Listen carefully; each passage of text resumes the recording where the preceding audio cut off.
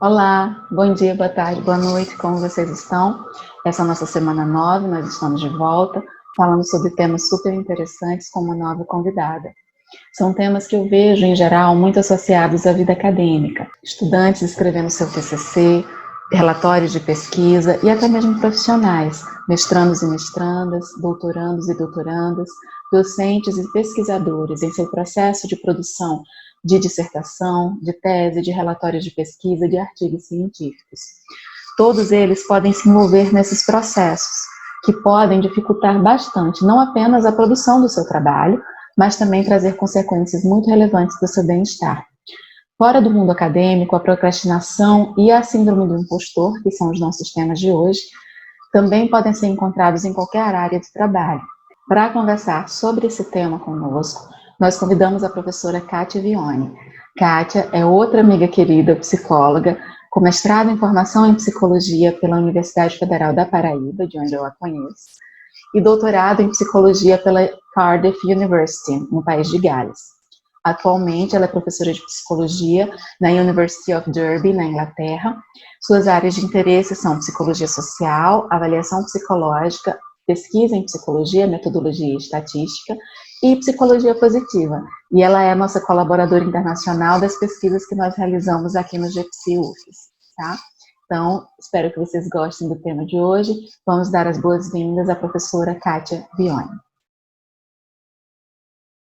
Kátia, seja muito bem-vinda, amiga. Muito bom ter você por aqui.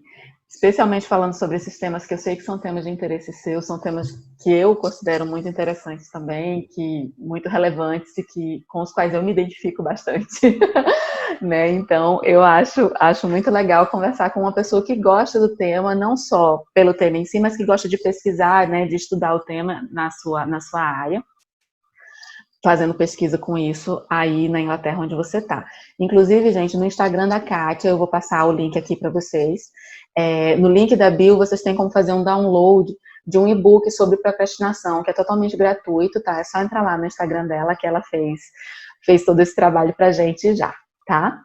Então, Kátia, como eu falei, já existem muitos comentários na mídia, assim, são esses dois temas, eu acho que eles são muito importantes de eles serem discutidos, e eles têm uma relação muito grande com o tema que a gente falou com a Arielle na semana passada, que o tema foi produtividade, tá? O primeiro, ele é mais comum de ser encontrado, né? Várias pessoas falam sobre procrastinação em qualquer área de trabalho, né, da vida, não só de trabalho, mas várias outras áreas também. E a gente vai começar logo com ele, né? Que é falar sobre procrastinação. Então, acho que é importante a gente começar com algumas definições. O que é e o que não é procrastinação? Certo. Primeiramente, obrigada pelo convite, é um prazer estar aqui para falar sobre esses dois temas que, de fato, são temas que eu gosto muito de estudar, porque, infelizmente, em alguns momentos da minha vida foram muito próximos de mim, não de uma forma positiva. Mas, hoje em dia, o interesse é como professora e pesquisadora. A procrastinação, ela é um termo que caiu no uso popular. Então, todo mundo tem aquela ideia de que procrastinar é você deixar de fazer o que precisa e ficar, digamos assim, enrolando. Então, ela é um atraso voluntário de você fazer aquilo que você acha que deveria estar fazendo. Então, você procrastina deveres e obrigações, mas você não procrastina outras coisas. Então, por exemplo, se você disser, eu queria assistir uma maratona de Friends e fui lavar a louça. Você não procrastinou a maratona de Friends. A gente não procrastina tarefas como essa. A gente procrastina aquelas coisas que são, digamos assim, deveres ou obrigações relacionados ao trabalho, relacionados ao estudo, às vezes relacionado ao nosso autocuidado também. Então, por exemplo, você precisa marcar uma consulta no médico para ver aquela dor na coluna que está lá há 6 meses e não marca, você está procrastinando. E por que isso é procrastinação? Porque quando você procrastina para evitar, achando que está evitando, na verdade, determinados sentimentos negativos. Então, por exemplo, marcar uma consulta no médico pode levar a você descobrir algum problema. Então, você tem um medo em relação a isso. Então, a gente procrastina aquelas coisas que a gente, às vezes, tem medo, de um resultado negativo ou medo da tarefa. Por isso que eu diria que a gente não procrastina certas coisas, como, por exemplo, assistir Friends, mas a gente procrastina tarefas domésticas, porque todo mundo tem que fazer isso também. Então, tem essa distinção das tarefas que a gente faz, e por quê, e o que está relacionado a esses sentimentos que a gente tem em relação a não gostar do que tem que fazer, ou medo do resultado, do que, né, que pode vir dali. Quando você falou em procrastinar algumas tarefas de autocuidado, a primeira coisa que me veio à cabeça foi exercício físico, né? Assim, é bem comum as pessoas procrastinarem exercício físico. Eu não vou fazer agora, eu posso fazer amanhã. Né? Assim, e nesse sentido, você acha que a relação é a mesma? No sentido de ter medo do resultado, ou o que é que seria que leva você a procrastinar um exercício físico, por exemplo? No caso do exercício físico, não necessariamente pode ser o medo da falta de resultado. Quando o foco é no resultado, na verdade, aí é que as pessoas procrastinam o exercício físico. Se o foco é no processo, pensando, eu estou fazendo esse agachamento, fortalece o meu quadríceps, e ter as pernas de joelhos fortes é muito importante, porque quando chegar a velhice, né, não vai ficar caindo por aí. Então, quando tem esse foco no produto, às vezes é um medo de não atingir os resultados, ou são os sentimentos em relação ao processo. Tem gente que tem vergonha de ir na academia, acha que está sendo observada. Tem gente que às vezes então baixa autoeficácia, aquele senso de você saber, sentir confiança no que você está fazendo. Às vezes a pessoa, por exemplo, vai fazer em casa, mas não sabe se está fazendo certo. Então, é parte relacionada ao processo, aqueles receios, ou o fato de não gostar mesmo, porque admiro muito quem gosta, mas eu, por exemplo, não sou esse tipo de pessoa. Eu faço porque tenho que fazer, né? Pensando, né? Quando eu ficar velhinha, eu quero me segurar nas próprias pernas, se possível. Então, o foco é esse. Mas, assim, aquele não saber o processo, não gostar do processo, ou sentir insegurança em relação ao processo e ao produto, é o que faz a gente procrastinar. Por exemplo, exercício físico. Entendi. E às vezes a dieta também, sempre na segunda-feira é a dieta. Né? No começo do ano, 1º de janeiro, o ano começou, vamos começar. Exatamente. Sim.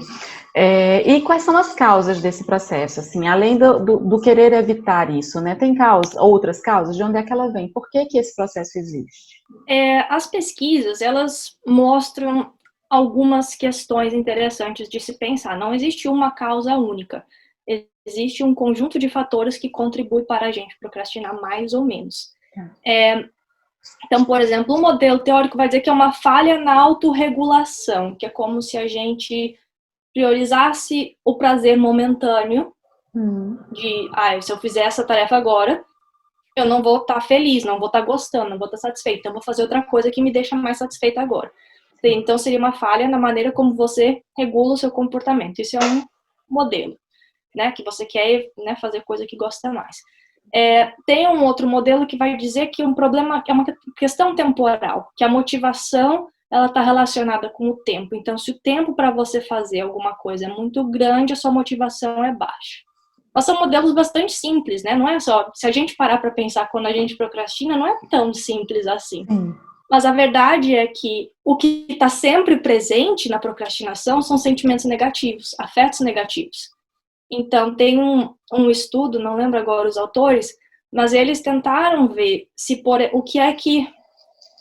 Eles avaliavam as pessoas, tinham um diário num dia, e depois sempre avaliavam a procrastinação no dia seguinte, e o que sempre antecedeu, o que sempre veio no dia anterior, o que sempre veio antes da procrastinação, foram os afetos negativos. Então, pelas pesquisas e pelo que eu estudo, eu diria que é a principal causa, mas também tem uma relação com o tempo, sim, mas a gente analisa a situação de forma irracional. A gente acredita que o nosso eu do futuro vai se sentir diferente do eu do presente. Mas a verdade é que a gente não dá escolha para o eu do futuro sentir diferente, porque o eu do futuro vai ter que fazer aquilo que o eu do presente não está fazendo. Então, existe essa distorção de como a gente vai se sentir. Inclusive, um estudo também mostrou que ofereceram para as pessoas a possibilidade de tomar uma mistura, assim, que era ketchup, molho shoyu, um monte de coisa, assim, que misturando tudo não era legal, E aí perguntaram para um grupo de pessoas, se você que tiver que beber isso agora, o quanto você beberia? As pessoas estimaram mais ou menos 2 colheres de sopa. E quando perguntaram para um grupo diferente, se você tiver que beber isso daqui a um mês, o quanto você acha que você vai beber? As pessoas disseram meio copo. Nossa. Então a gente pune o eu do futuro, achando que o eu do futuro vai tolerar muito mais coisas do que a gente toleraria pensando no eu do presente. Gente, coitado do meu eu do futuro.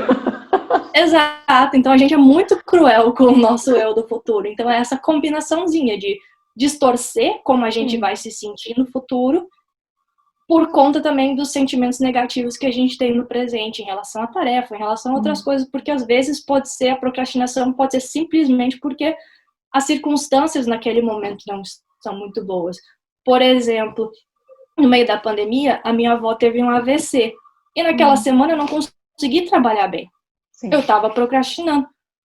Mas é óbvio que eu não me senti culpada por isso, porque eu pensei, minha cabeça está ocupada, eu estou preocupada com a minha avó. Então, às vezes, a gente tem que diferenciar isso. Quando a sua procrastinação tem uma causa específica, ou quando é só aquele sentimento geral, assim, de incômodo com o que a gente precisa fazer.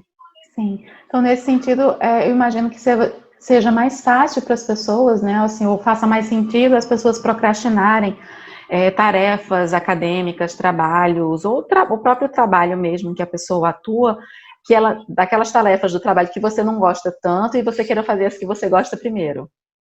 Isso, né? Isso. Tá. Quando eu escrevo um artigo, a última coisa que eu quero escrever é a introdução ou a discussão, por exemplo.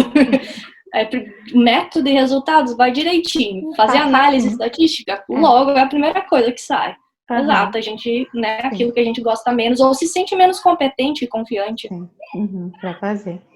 Muito bem, quais são as consequências desse tipo de comportamento? Como se tornou uma coisa tão comum, e as pessoas admitem, eu sou procrastinadora, vestem o rótulo e não param para pensar. Ninguém tem vergonha de se admitir como procrastinador, não que precise de vergonha, mas é uma coisa que, digamos assim, é um problema que a gente não deveria aceitar tão fácil, porque a consequência da procrastinação pode ser razoavelmente leve, de você estar sempre correndo atrás do prejuízo, mas esse sempre correr atrás do prejuízo elimina a motivação da pessoa, porque quanto menos você faz, menos motivação você tem, que a motivação, ao mesmo tempo que ela pode vir quase que do nada, ela não brota do nada sempre. Às vezes você precisa daquele impulso inicial.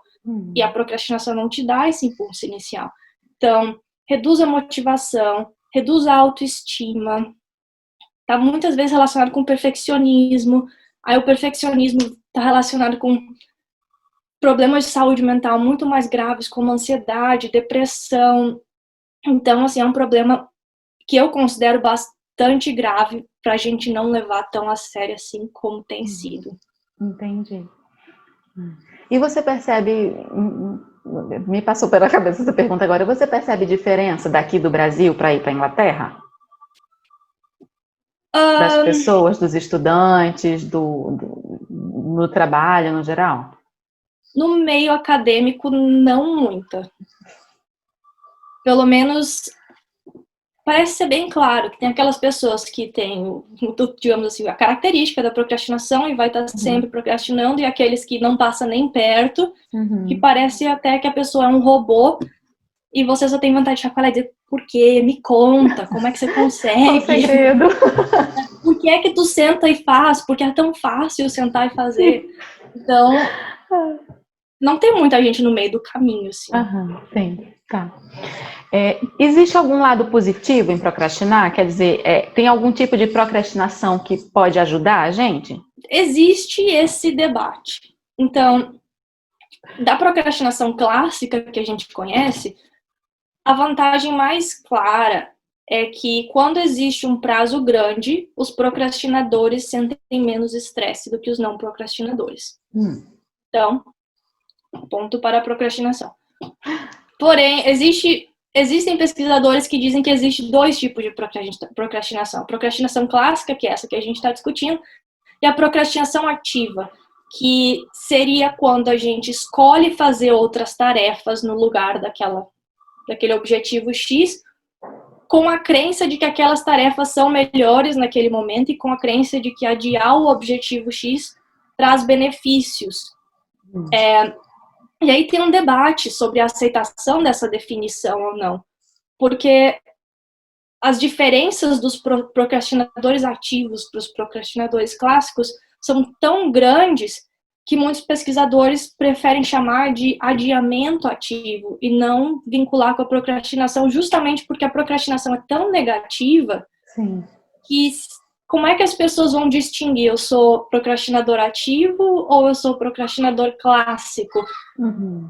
Porque os instrumentos que a gente tem, né, em psicologia a gente usa um questionário para quase tudo. O questionário não é tão sensível assim, sabe? Para dizer certeiramente que você é um ou outro. Então, eu concordo com os pesquisadores que preferem chamar de adiamento ativo e não de procrastinação ativa. Mas, né, então é possível, às vezes, que para algumas pessoas esse adiamento deliberado da tarefa seja, assim, para melhor, mas eu prefiro não chamar de procrastinação. Entendi. E nesse caso, por que assim, e por que é importante reduzir a procrastinação, tá? A gente já falou que tem causas complicadas, está associado a afetos negativos, tem uma série de consequências, e por que é importante reduzir? A gente já sabe que tem uma consequência direta na nossa motivação, né? Como é que a gente faz para lidar com isso? É importante reduzir? Então, como é que a gente pode fazer isso?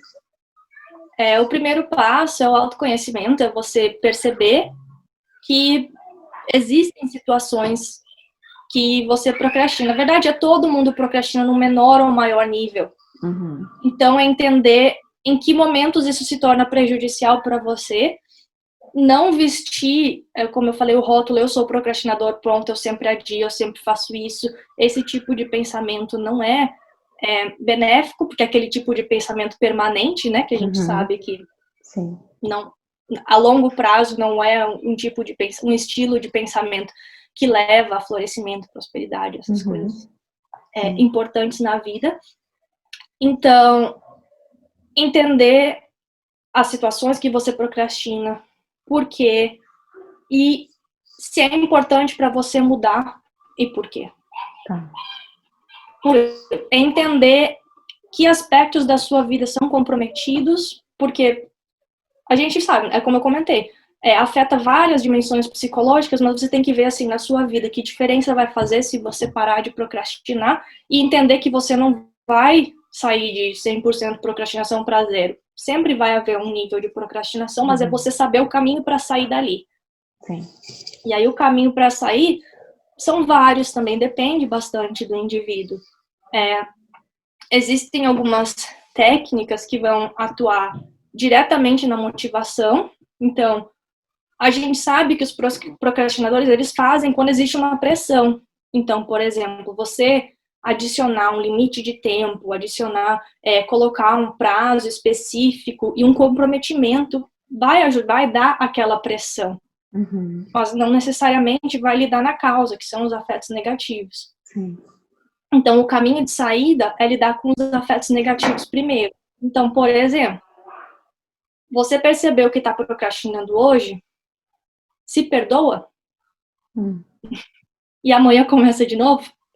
Entendi. Ou se perdoa na manhã e na tarde diz, eu vou fazer meia hora, e tá bom, eu entendi que hoje a coisa não funcionou, mas tá tudo bem, eu faço meia hora, e amanhã eu sigo em frente. Então, o primeiro passo é esse, assim, porque tem estudos que mostram que quem se perdoa pela procrastinação, reduz a procrastinação depois. Legal. Que é excelente. A gente não pensa muito nisso, né, em se perdoar pelas próprias falhas. Então, atuar com autocompaixão é importante. Ao entender também o que é que está relacionado com a nossa procrastinação, muitas vezes está relacionado com crenças disfuncionais sobre as nossas habilidades, por exemplo. Então, disputar essas crenças. No e-book que eu disponibilizo gratuitamente, tem uma técnica ABCDE, que é do Martin Seligman, que ele ensina você a disputar. Tudo aquilo que você pensa de você, que impede você de sentar e fazer, se fosse seu melhor amigo, o que é que você diria para o seu melhor amigo, quando ele estivesse falando aquelas coisas sobre ele mesmo? E tenta usar aquilo para falar com você mesmo, disputar aquelas crenças sobre você. E isso atua na motivação interna. ajuda a aliviar os sentimentos negativos, né, os afetos negativos, mas vai fazer você lembrar de por que é que você quer fazer aquilo. Uhum. E aí vai ajudar a impulsionar o começo, né, sair do chão. Que legal, legal, muito interessante. É engraçado que você estava falando sobre essa questão de se perdoar e fazer pelo menos um pouco, e eu uso uma tática mais ou menos assim, parecida com uma coisa que eu detesto fazer, que é lavar a louça. Né, assim, todo mundo assim, a gente tem que fazer tarefa doméstica, não tem jeito, né? Mas sempre tem aquela tarefa que, assim, né? Uhum. E lavar a louça para mim é essa tarefa. Ela mudou bastante ao longo dessa pandemia. Eu comecei a pandemia muito estressada por conta disso. E agora eu já faço no automático, sabe? Assim, tá natural. Eu chego na cozinha e faço. Mas eu cheguei nesse ponto da naturalidade fazendo algo parecido. Que era combinar, tem um exercício chamado 15 minutos Kaizen, que é você define 15 minutos. Eu disse, eu tenho 15 minutos e eu só vou fazer 15 minutos, mas não é 15 minutos agora e 15 minutos daqui a pouco, é 15 minutos no meu dia inteiro. Então, eu só vou lavar a louça por 15 minutos. Então, eu levanto, passo 15 minutos contado no relógio e saio. E eu não lavo mais a louça naquele dia. Né? E isso me ajudou muito, tanto é que, assim, eu percebi que em 15 minutos eu conseguia até lavar bastante coisa. Assim, né? Eu fiquei bastante chocada com a minha produtividade nesse sentido. Não sei se é porque eu queria me livrar logo, então, né? Mas funcionou muito para mim e ficou muito automático, assim. E tanto é que eu faço mais de uma vez por dia agora, né? Eu chego na cozinha, paro, lavo, tá, isso, né? Mas foi ficando mais aceitável, sabe? Foi ficando menos doloroso o fato de eu perceber que eu não precisava passar 2 horas lavando louça. Que eu podia fazer aquilo Isso. relativamente rápido e seguir com a minha vida. Você engana o cérebro, né? Porque você olhar para uma pilha de louça ou imaginar, tentar inferir, vai levar meia hora. É difícil de aceitar. Cognitivamente, a gente pensa, não gosto, não quero. Mas você se dizer 15 minutos vai. Qualquer um consegue aceitar 15 minutos de quase qualquer coisa. Pois é. Quase. Sim, quase. Muito bem. Mas a gente está falando de lavar a louça, de fazer uns agachamentos, de sentar e escrever uma página. Sim, Né? sim. Pois é, tem um curso de escrita acadêmica que está rolando no YouTube, que é um curso super interessante, eu mencionei com vocês no grupo, né? Que é da Rosana Pinheiro Machado, no YouTube dela, tá, gente? Fica a dica, é um curso super legal. Sobre escrita acadêmica, tem várias aulas com professores diferentes, e uma dessas aulas fala sobre isso. E ela fala assim, não, põe uma meta, assim, aí você define qual é a tua meta. Escreve, tipo, 400 palavras por dia. Senta e escreve 400 palavras. Dá um abstract, é um resumo por dia. Né? Senta e escreve um resumo por dia e sai. Um resumo um pouco maior do que muitas revistas aceitam, mas ainda um resumo. Né?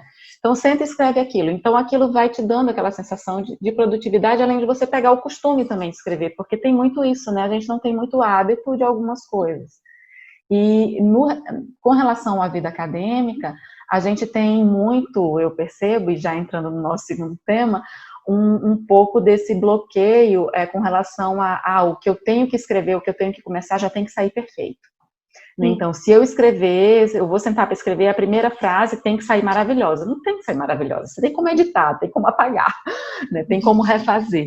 Mas essa percepção no meio acadêmico da importância da genialidade, da originalidade, de que tem que ser maravilhoso, de que você não pode errar, de que você tem que ser perfeito e tal, ela é muito complicada e pode travar muito e contribuir muito para esse processo de procrastinação, eu imagino. Sim, sim. Existe, por um lado, a comparação social, porque tá todo mundo fingindo, né?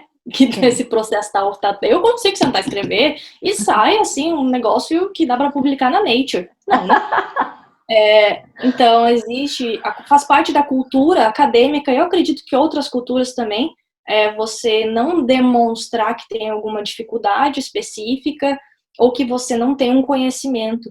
Por exemplo, você falar com um médico, sei lá, você vai falar com uma dermatologista que está com dor no joelho, às vezes, poxa, como é que ela vai admitir que ela não entende de joelho? Mas é óbvio, ela não tem por que entender de joelho. entendeu?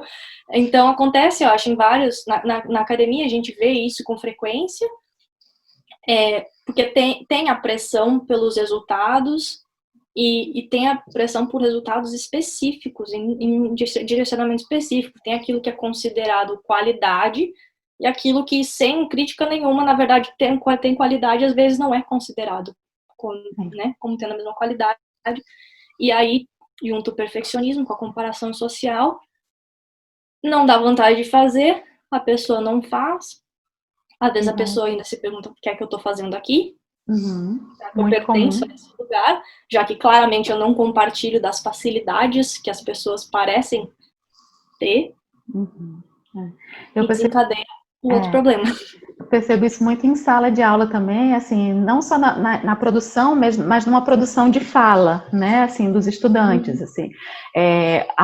Eles escutam os outros colegas falando, os outros colegas fazendo comentários, né, com perguntas, e eles se travam porque não tem coragem de fazer pergunta, porque acham que não vai saber fazer uma pergunta decente, e sempre começa a frase com, eu sei que a pergunta é idiota, mas...